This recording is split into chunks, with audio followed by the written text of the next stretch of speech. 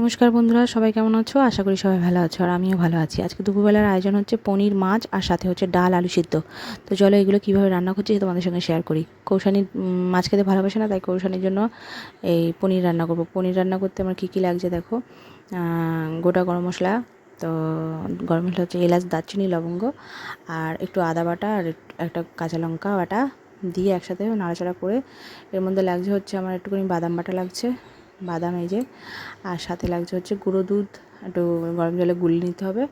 তো কীভাবে করছি প্রসেসটা দেখো। আর যদি ভালো লাগে লাইক কমেন্ট শেয়ার করে দিও, সাবস্ক্রাইব করে দিও, আমার পাশে দেখো। আর এরপরে রান্না হবে হচ্ছে কাতলা কালিয়া। তো কাতলা কালিয়াও কীভাবে করি সেটা তোমাদের সঙ্গে শেয়ার করব।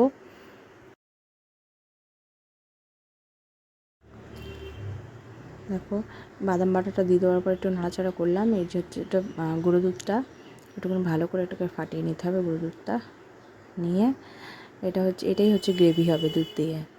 তো এটা খুব দারুণ খেতে লাগে, আমার মেয়ে খুব পছন্দ করে। আর একটু চিনি দিতে লাগবে সাথে, আর নামানোর আগে ঘি আর গরম মশলা। তো প্রায় রান্নাটা হয়ে এসছে, এবার নামিয়ে নেব ঘি গরম মশলা দিয়ে। তারপর আমি এবার রান্না করব হচ্ছে আমাদের জন্য একটু মাছ রান্না করব। এই যে মাছটাকে ভেজে নেব, নিয়ে এর মধ্যে আদা রসুন পেঁয়াজ বাটা আর একটু কাঁচা লঙ্কা বাটা দিয়ে এটা রান্না হবে। এই যে দেখো, মাছ ভাজা হয়ে গেছে, গোটা গরম মশলা ফোড়ন দিয়ে দিয়েছি, আর সাথে হচ্ছে একটা তেজপাতা ফোড়ন দিয়েছি, আর একটু কুচনো পেঁয়াজ দেবো। কুচনো পেঁয়াজ দেওয়ার পরে পেস্ট করে রাখা আদা রসুন পেঁয়াজ বাটা আর কাঁচা লঙ্কা বাটা ওটাও দিয়ে দেবো। এটা একটু ভাজা ভাজা হলে,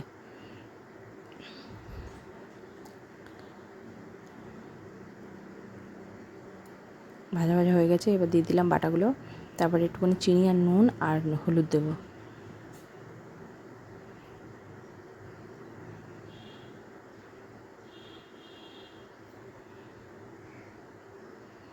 এবার এটা দিয়ে তেল ছেড়ে দিলে আমি এর মধ্যে জল ঢেলে দেবো একটু পরেই। এই যে নুন হলুদ সব কিছু দিয়ে এবার চিনি দেবো। চিনি দিলে কালারটা অন্যরকম হয়ে যাবে রান্নাটা। দেখো, চিনি দেওয়ার একটাই কারণ, যেহেতু আমরা গুঁড়ো লঙ্কা খাই না, তাই জন্য কালারটা সুন্দর আসবে।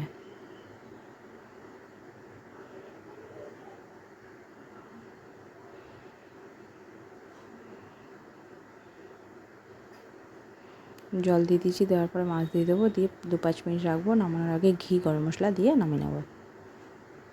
তো চলো বন্ধুরা, টাটা বন্ধুরা, সবাই সাবধানে থেকো, সুস্থ থেকো। পরের আবার কোনো ছোট্ট ব্লগ নিয়ে তোমাদের সঙ্গে দেখা হবে। আর আমার এই ব্লগটা কেমন লাগলো অবশ্যই আমাকে কিন্তু কমেন্ট করে জানিও। তো এখনকার মতো টাটা বন্ধুরা, বাই বাই।